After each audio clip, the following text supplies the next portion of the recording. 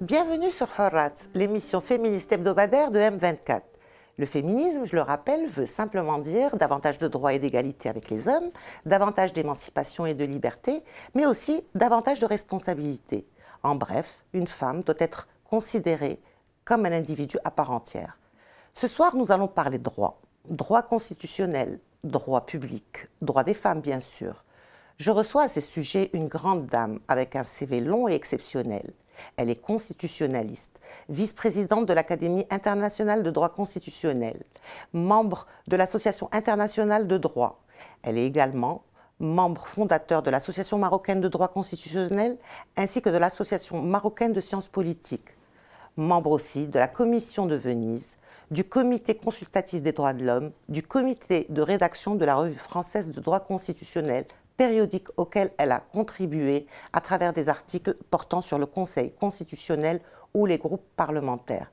Elle a été aussi ex-membre du Conseil supérieur de l'éducation, de la formation et de la recherche scientifique. Ce n'est pas tout. J'ai l'honneur de recevoir Madame Nadia Bornossi. Nadia Bornossi, bonjour et merci d'avoir bien voulu accepter l'invitation de Hurrats. Bonjour, merci beaucoup pour l'invitation, chère Aïcha. Ah ben merci, en tout cas, vous avez un CV impressionnant. J'ai certainement oublié beaucoup de choses. Je rappelle donc que vous êtes d'abord aussi professeur, chercheur, et puis surtout, vous êtes connu en tant que membre de la fameuse commission pour la révision de la Constitution de 2011. Est-ce que j'ai oublié quelque chose sur votre parcours, concernant votre parcours impressionnant? Non, au niveau du parcours professionnel, je crois que vous avez dit déjà beaucoup de choses, Aïcha, c'est bon comme ça. Ah bah écoutez, on est fiers d'avoir une grande dame comme vous, et donc il faut le dire, les hommes n'hésitent pas à étaler tout leur savoir.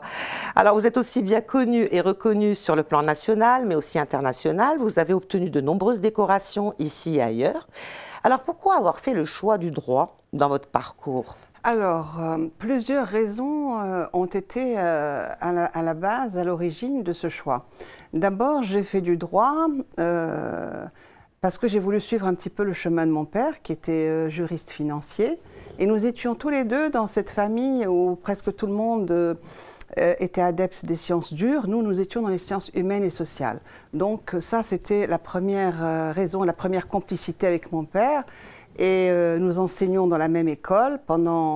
J'ai enseigné dans cette école, l'École nationale d'administration, pendant plus de 40 ans. Vous l'avez dirigée aussi, je crois. Oui, par intérim pendant 3 ans et demi. Et je profite de cette occasion d'ailleurs pour saluer mes étudiants qui certainement regarderont ça. Donc la première raison, c'était une raison affective. La deuxième raison, parce que j'ai beaucoup aimé tout ce qui est à la base du droit, c'est-à-dire l'argumentation, la logique, le raisonnement juridique, ça me parlait. Et puis, quand on fait son droit, comme on dit, on étudie aussi l'histoire des idées politiques. Et donc, comme j'aimais beaucoup la littérature, et je l'aime encore beaucoup, c'était un croisement entre les deux disciplines. Et puis la quatrième raison qui me semble intéressante, c'est que depuis toujours, j'aspirais à une société plus juste et à un état de droit plus démocratique. Donc le passage par le droit me semble une bonne piste. Mais vous êtes aussi une femme pragmatique puisque vous privilégiez toujours l'étude de la jurisprudence et celle de la pratique du droit. Pourquoi ? C'est-à-dire que contrairement au droit commercial, et aux autres droits, le droit constitutionnel, ce n'est pas que le droit de la Constitution, c'est le droit de la Constitution, mais les acteurs publics sont obligés de faire en sorte d'utiliser beaucoup tout ce qu'on appelle la pratique, la jurisprudence. Donc le droit constitutionnel, c'est le droit de la Constitution et c'est aussi de la science politique.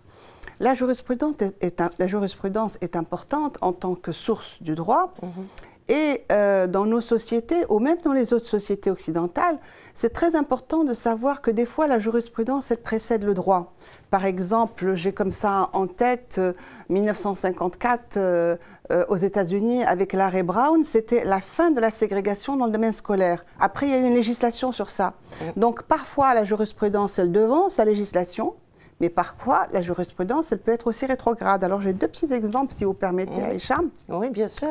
Le tribunal de première instance de Rabat, dernièrement, il a dépénalisé, d'accord, ce n'est plus pénal, le fait qu'une femme refuse d'avoir des relations sexuelles avec son mari. donc le tribunal de première instance. Et il dit que pour avoir des relations sexuelles avec son mari, il faut qu'il y ait un climat serein, affectif, etc. Et que ça ne doit pas être... Et donc ça fera jurisprudence, vous pensez? C'est jurisprudence, mais il faut attendre la Cour d'appel et la Cour de cassation. Alors, au niveau de la jurisprudence qui peut être réservée et parfois conservatrice, la Cour de cassation a estimé que le test d'ADN ne pouvait pas être une preuve pour les relations extra-conjugales. Donc et pour les enfants, mères célibataires. Voilà, pour les enfants, ce qu'on appelle illégitimes. Donc il y a du bon et du mauvais dans la jurisprudence. Donc la jurisprudence, il faut la regarder de très près, la surveiller comme le lait sur le feu, parce qu'elle peut être avant-gardiste, mais elle peut être aussi rétrograde. Oui. Mais c'est une source de droit.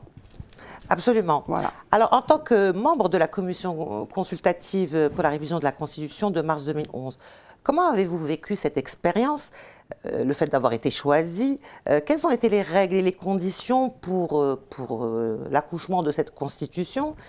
Et est-ce que cette Constitution a répondu aux aspirations de la société civile, notamment les associations féminines?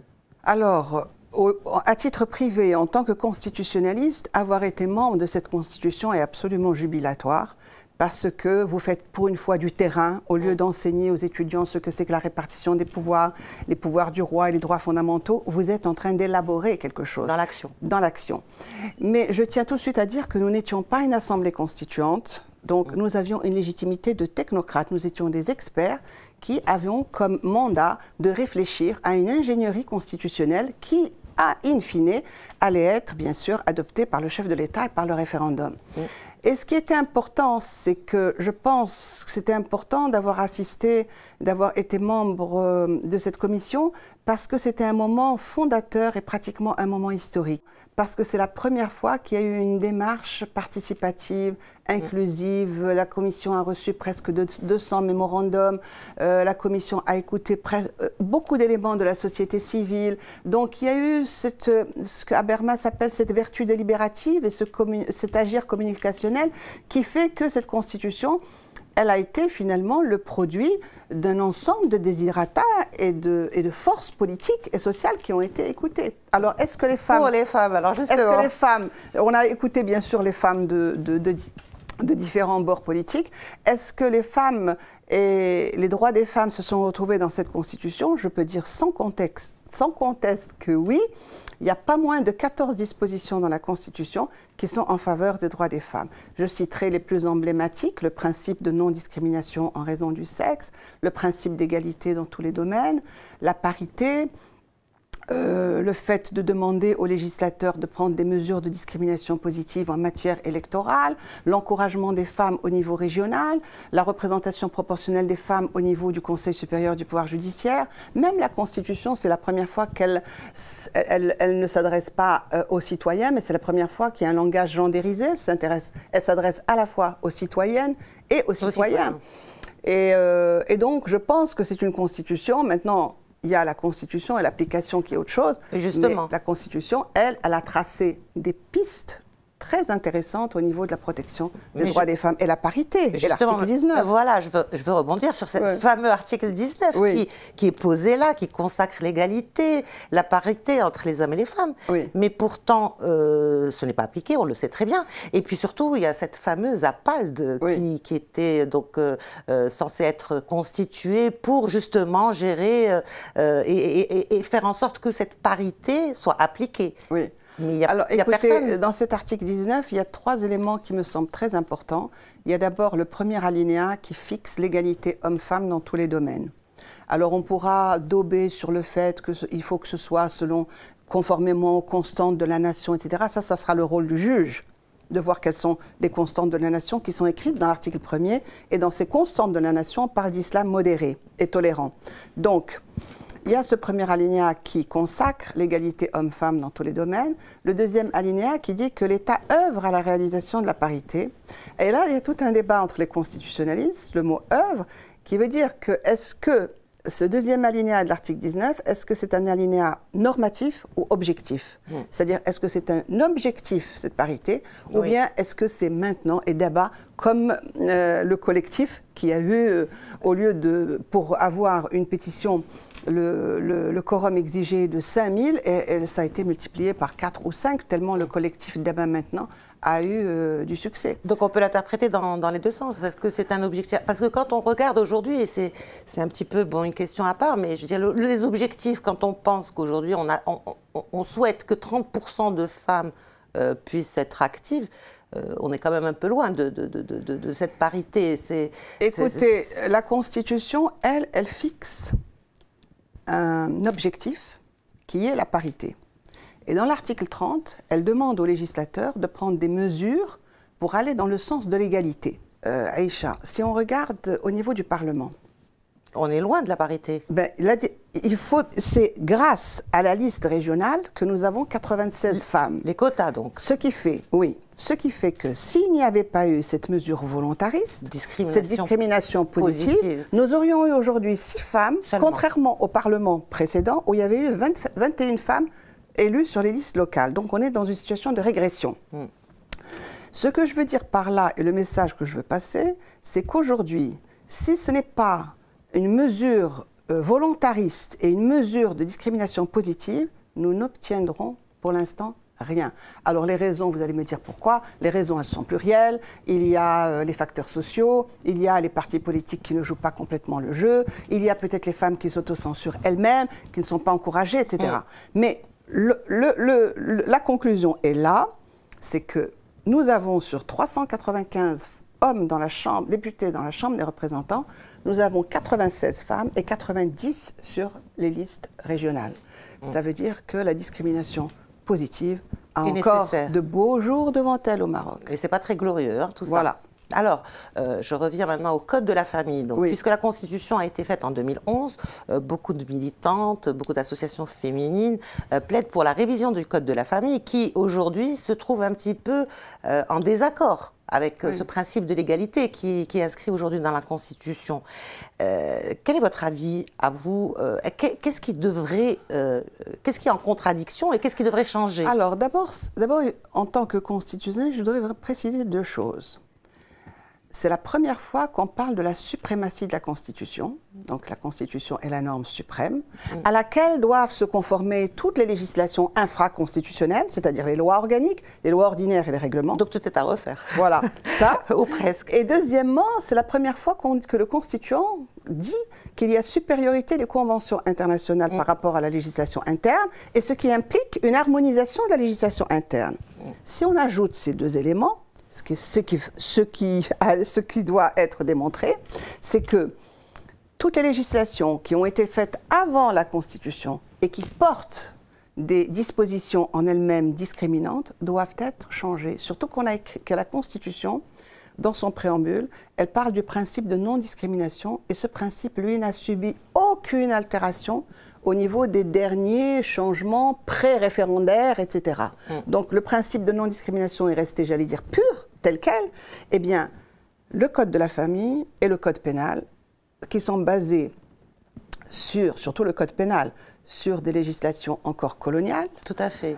Basées sur la Qawama, basées sur le patriarcat, et qui sont contraires au principe de non-discrimination, doivent être revus. Et par rapport au Code de la famille, vous le savez autant que moi, il y a des associations auxquelles dont je salue aujourd'hui les travaux, notamment l'Union de l'Action féminine, qui sont en train de voir comment et qui ont des propositions pertinentes pour modifier le Code de la famille, qui a été emblématique en 2004. Absolument. Mais maintenant, ça fait 18 ans. Et aujourd'hui, toutes les questions relatives à la tutelle, au choix d'une femme qui doit choisir entre se remarier ou perdre la garde de ses enfants. C'est une discrimination évidente. Je veux dire, le mari n'a pas cette contrainte. C'est contraire à la Constitution. Une femme doit choisir entre sa maternité et sa vie de femme. Absolument, c'est contraire à la Constitution. C'est contraire et c'est pas dans l'intérêt de l'enfant non plus.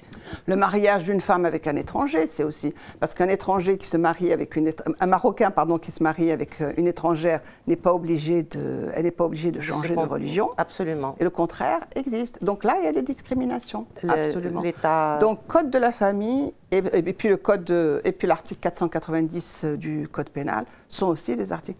Mais est-ce qu'il est justement en désaccord avec la Constitution? Mais complètement. L'article 490. La Constitution parle du principe de non-discrimination. Alors on rappelle juste l'article 490, c'est l'article qui pénalise en fait les relations sexuelles hors mariage entre adultes majeurs et consentants. Voilà. Mais si on lit la Constitution qui dit que l'homme et la femme sont égaux, si on lit la Constitution qui dit dans un article qu'il faut respecter la vie privée, si on lit dans un article dans la Constitution qu'il y a le principe de non-discrimination... Mais le code pénal, on sait, vous l'avez dit, c'est un héritage quasi colonial, pour ne pas dire colonial. Et je pense aussi à ce fameux article, nous avons eu pendant Ramadan cette affaire malheureuse de la liberté de conscience. On a arrêté des jeunes ou des moins jeunes parce qu'ils mangeaient dans un restaurant, mais qui était un lieu fermé, à cause de l'article, là, le fameux 222, donc qui pénalise. Est-ce que cet article, est-ce qu'il est en contradiction ou pas? Est-ce qu'il peut être aménagé? Est-ce qu'on peut être puni 2 fois déjà? D'abord, si on avait gardé la liberté de conscience dans la Constitution, en déflorant mon devoir de réserve, que c'est la seule fois où nous avons voté, c'était pour le principe de la liberté de conscience. Donc la liberté de conscience a été inscrite dans la Constitution et par magie constituante, elle a disparu. Parce qu'il ne faut pas oublier, Aïcha, qu'il y avait à la fois la commission consultative pour la révision de la Constitution, formée d'experts, constituée d'experts, mais qu'il y avait de l'autre côté le mécanisme politique de concertation et de coordination avec les partis politiques. Et donc, ils avaient leur mot à dire aussi par rapport à cela. Mais sur la liberté de conscience, vous étiez en train de me dire que peut-être qu'il faudrait la définir. Alors écoutez, c'est la liberté d'avoir une religion, c'est la liberté de changer de religion, et c'est la liberté de ne pas avoir de religion. D'accord? Et ça, c'est la définition du droit international. Alors, la liberté de conscience, nous voulions la mettre dans la Constitution. Elle y était dans le projet. Après, il y a eu bien sûr le référendum, etc. Elle a disparu.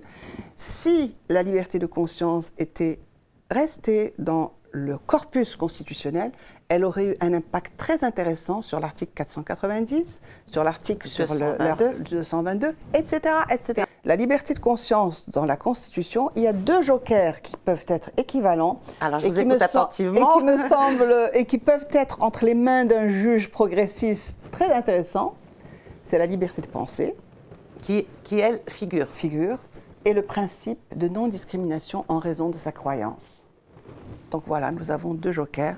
La balle est dans le camp du juge et dans celui du législateur. Et la balle est dans le camp du parti politique. Pourquoi aujourd'hui le ministre de la Justice ne se saisit pas d'une révision d'un code pénal, notamment sur ce point et sur la question de l'avortement? Alors justement, en parlant d'avortement, vous avez été auditionné par la commission de réflexion sur la PAL et par le CNDH. Concernant cette question de dépénalisation, quelles ont été vos recommandations? Qu'est-ce que vous leur avez dit? Ben, c'est là où Aïcha, il faut toujours lire la Constitution marocaine en n'oubliant pas qu'il y a un double référentiel. Il y a un référentiel universaliste, principe de non-discrimination, égalité, dignité, etc. Et puis, il y a des références culturalistes. La présence des ulama au niveau du Conseil de la Régence, au niveau du Conseil supérieur du pouvoir judiciaire, etc. Et puis, d'autres dispositions. Ce qui fait que pour l'avortement, les pouvoirs publics sont aussi tiraillés entre l'éthique de la vulnérabilité et l'éthique de l'autonomie. L'éthique de la vulnérabilité, c'est il faut protéger la santé de la mère, la détresse, etc. etc.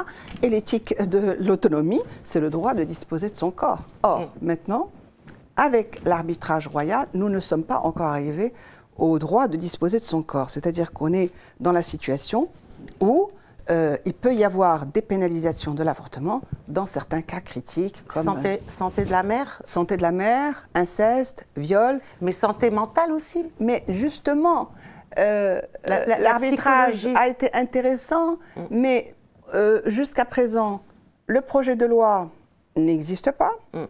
Et c'est une interprétation à minima parce que le mouvement des femmes et le mouvement aussi des hommes qui sont concernés par l'évolution des droits humains Nous sommes pour la définition de la santé selon l'OMS, c'est-à-dire la santé physique, mais aussi la santé mentale, et psychique et je sociale. reviens à la fameuse constitution. Vous avez déclaré à l'université citoyenne de HEM qu'il y avait encore quelques zones d'ombre, des limites, de l'ambiguïté, quelques hésitations à cause, vous dites, de 3 éléments. Le timing, les réflexes identitaires très prégnants et la recherche d'un consensus qui s'est avéré finalement très mou. Alors, faudrait-il penser à un changement? Est-ce qu'on peut changer de constitution comme ça, comme on change de chemise, tous les 10 ans, 15 ans, 20 ans? Mon avis à ce propos est clair. En 2011, il y a eu une constitution en avance par rapport à la société. Et depuis que Sa Majesté le roi Mohammed VI a été intronisé, la plupart des discours qu'il a prononcés concernant les femmes sont des discours avant-gardistes et en faveur de la promotion et de la protection des droits des femmes. Ça, c'est à acter. De l'autre côté, je ne veux pas entrer dans les discours qui annoncent que la société marocaine est conservatrice. Là, il faut des études, des indicateurs, etc. Donc, je ne rentre pas là-dedans. Mais moi, je me dis, la société civile, le chef de l'État, à chaque fois qu'il y a eu une rencontre entre le féminisme étatique et la société civile, il y a eu des avancées législatives. Eh bien, il faut que ça continue. Mais il faut que les partis politiques se saisissent de projets de droits humains, parce que c'est bien beau d'avoir des politiques précises sur la santé, c'est un droit social qui est très important, sur l'éducation, c'est un droit aussi social qui est très important, mais les politiques doivent pouvoir avoir le courage et la volonté et une de idéologie marquer, ou quelque voilà, chose, enfin, une pensée, quelque chose qui les distingue. Voilà, qu'on puisse avoir la loi, comme il y a eu la loi Badinter en France, ou la loi Veil, etc. C'est ce qu'on appelle du courage politique. Voilà, je ne veux pas leur porter à ce point l'opprobre, mais je me dis qu'il y a eu une période de 10 ans où il y a eu des régressions sur les libertés, et des régressions, ça c'est chiffres à l'appui, des régressions sur le taux d'activité des femmes, etc. Donc maintenant qu'il y a une nouvelle majorité et qu'il y a une constitution qui fixe un cadre important, mais c'est aux partis politiques de se saisir de la question. De se saisir de questions importantes comme revoir la loi sur la PALD, que je trouve, quand on fait du droit constitutionnel, on nous apprend à dire qu'il y a les droits molles, les droits jetables, les lois non applicables, etc. Pour moi, c'est une loi qui est imparfaite, inapplicable. C'est une loi où il y a 11 références sur la promotion des femmes et une seule sur la protection des femmes. C'est une loi où il n'y a aucune définition de l'égalité et de la parité. Donc le législateur n'ose pas dire ce que c'est que la parité et l'égalité. Donc il y a une espèce de flou artistique. Et puis, il y a un Conseil national des droits de l'homme qui a comme mission et comme mandat de réparer les injustices sur tous les droits humains. Je ne vois pas pourquoi la PAL doit s'occuper de la femme et des autres discriminations. Donc à chaque fois qu'il y a une avancée pour la femme, soit on essaye de la limiter, soit on essaye de la noyer. La noyer. Alors, sur la question du féminisme... Alors justement, oui. Vous êtes féministe, Nadia Bernoussi. Alors, écoutez, Aïcha, sur ce point, je voudrais vous répondre. Alors, moi, je me méfie des ismes. D'accord, tous les ismes. Voilà. Tous les radicalismes. Voilà. Ça renvoie ça renvoie comme une espèce de claustrophobie. C'est comme ça que je le ressens, moi. Et c'est aussi un peu réducteur. Et ça exclut ceux qui n'y sont pas. Or, par contre, si être féministe, c'est défendre la cause des femmes,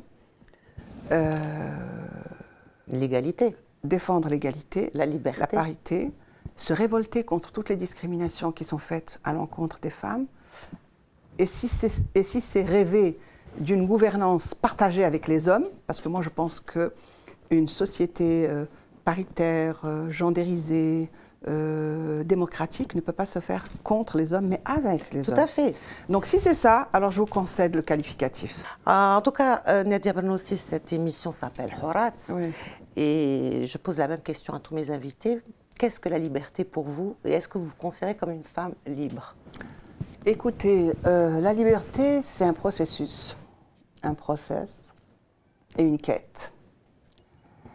Alors, la liberté, moi, j'aime toujours définir à contrario. C'est ne pas être enfermé.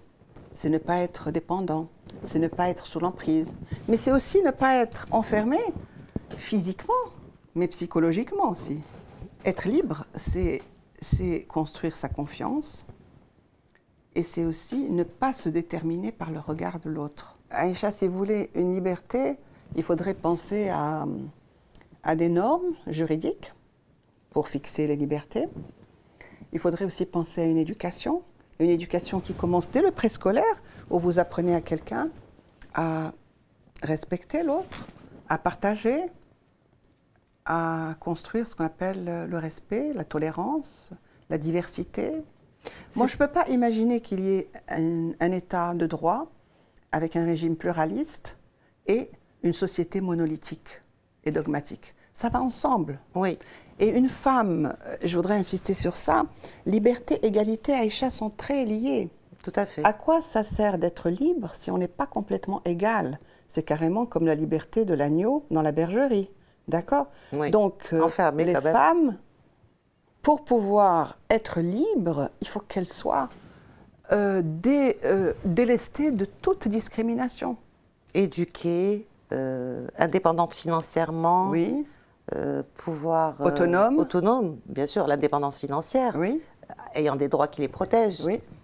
Pour pouvoir arriver à ce stade. Mais comme je le dis aussi en début d'émission, la liberté implique aussi des responsabilités. Ça ne veut pas dire que je vais faire ce que je veux. Il y a un ordre public à respecter, il y a les autres à respecter. Il faut faire très attention à ce terme, parce que quand nous voulons une société où les femmes sont égales des hommes et qu'elles ne sont pas discriminées et qu'elles sont libres, nous ne souhaitons pas une société licencieuse, mais nous souhaitons une société où les hommes et les femmes adultes, consentants, puissent s'aimer librement. Sur ces propos, Nadia Banossi, je vous dis merci beaucoup pour la qualité de vos réponses. Merci d'avoir accepté l'invitation de Horat. Quant à vous, chères téléspectatrices et chers téléspectateurs, cette émission est à présent terminée. Vous pouvez également la voir ou la revoir sur nos réseaux sociaux. Bonne continuation des programmes sur M24. À la prochaine.